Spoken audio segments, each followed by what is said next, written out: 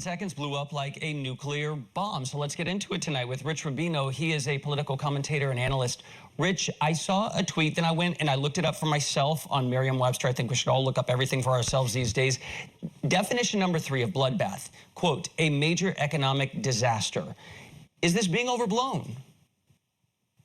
Well, it really depends. With Trump, there's always plausible deniability. There's always something else he can say why he made a certain remark. In this case, he can say when he's talking about bloodbath, he could say he didn't literally mean that the country is going to be in a bloodbath. He meant that economically, because Joe Biden is president, because Joe Biden's serving another term, the country will be economically in a bloodbath. I think that's kind of what he meant.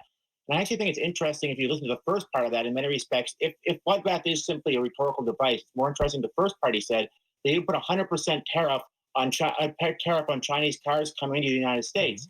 So if you were actually, imagine if he actually did that, there would almost assuredly be a trade war between countries. But people instead are focusing more on this than the possibility that he would actually put 100% tariff on foreign cars.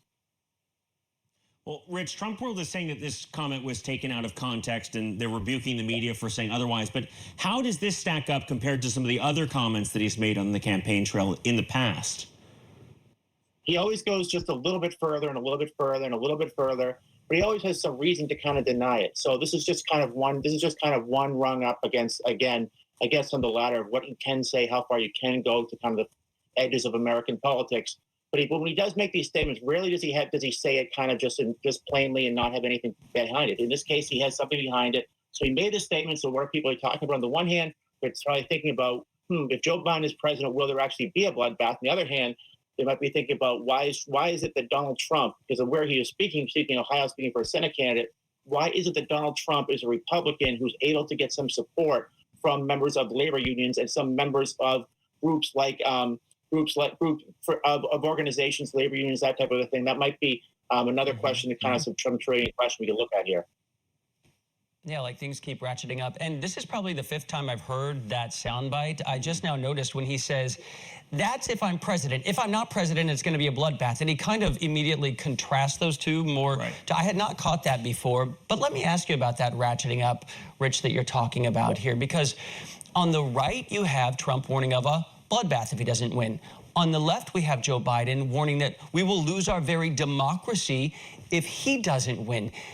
Does everyone need to just crank it down a bit? I guess theoretically, yes, but we're at this point, we're kind of at the high water mark of negativism in many respects in American politics. We really haven't seen this since 1968. I think that Joe Biden, in many respects, has to go 1 for 1 on Donald Trump. Joe Biden has said many things off the cuff as well, for example.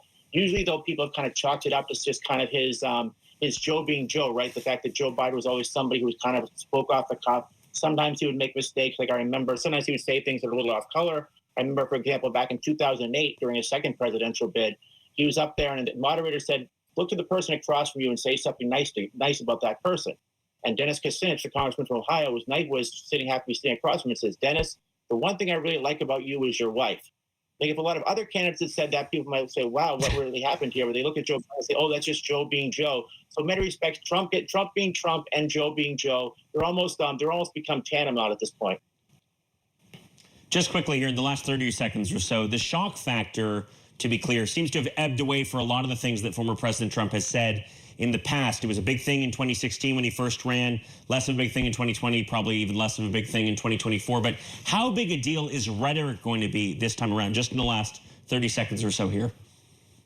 I don't think so. I don't think it's going to be secondary or tertiary in many respects. People are now at the point where, first of all, 94% of Republicans are probably going to vote for Donald Trump. Like the last time, 94% of Democrats and Democratic-leaning voters are probably still going to vote for Joe Biden.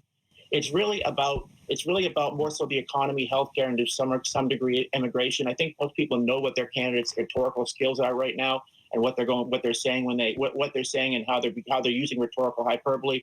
But I don't think that's going to be number one case. The only way that might actually affect somebody is maybe somebody in the center who's listening to Trump and listening to Biden and saying, I really don't like what Trump says. And, Biden, but then again, they got to go to a no labels candidate because they're fresh and they're new. And there's somebody that's not been kind of part of the quote unquote swamp. It's all going to be up to the voters, though. Political commentator and analyst Rich Rubino, thank you for your time. Some news out today. The Trump